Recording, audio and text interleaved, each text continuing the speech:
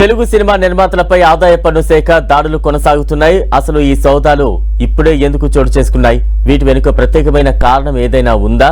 నిర్మాతలలో కలవరం పుట్టిస్తోన్న ఈ తనిఖీలకు కారణం ఎవరు?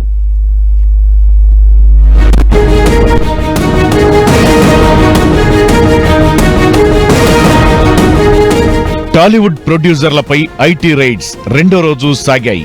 బుధవారం కూడా నిర్మాత దిల్ రాజు నివాసంతో పాటు ఆయన సోదరుడు శిరీష్, కూతురు హన్షితారెడ్డి ఇళ్లలో కూడా తనిఖీలు సాగాయి. అలాగే మైత్రి మూవీ మేకర్స్ కార్యాలయం, నిర్మాతలు నవీన్ ఎర్నేని, రవిశంకర్ నివాసాలు, మ్యాంగో మీడియా సంస్థ, సత్యరంగయ్య ఫైనాన్స్, నిర్మాత అభిషేక్ అగర్వాల్ తో పాటు ఇతర ఫైనాన్స్ కంపెనీల్లోనూ ఐటీ రైడ్స్ జరుగుతున్నాయి.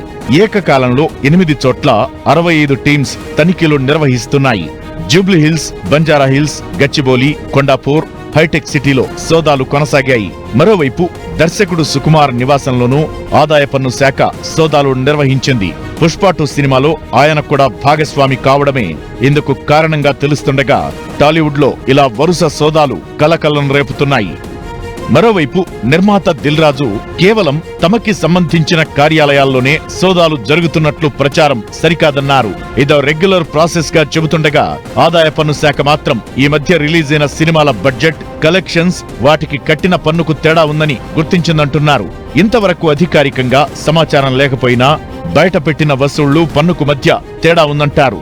గతంలోనూ కొందరు నిర్మాతలు ఇలానే తాము ప్రకటించే లెక్కలు అసలువి కావని, అవి ఫ్యాన్స్ కోసం మాత్రమే ప్రకటిస్తామని చెప్పిన దాఖలాలు ఉన్నాయి. ఈ కోణంలోనే ప్రస్తుతం తెలుగు సినిమా ఇండస్ట్రీపై ఐటీ శాఖ కన్నేసినట్లు తెలుస్తోంది. కోట్లకి కోట్లు పోయి ఏకంగా 100 కోట్ల కలెక్షన్స్ ప్రకటించినప్పుడు మరి దానికి తగిన ట్యాక్స్ కట్టారా అనే సందేహం తప్పకుండా వస్తుంది. ఈ నేపథ్యంలోనే తాజా సోదాలు ప్రాధాన్యత సంతరించుకున్నాయి.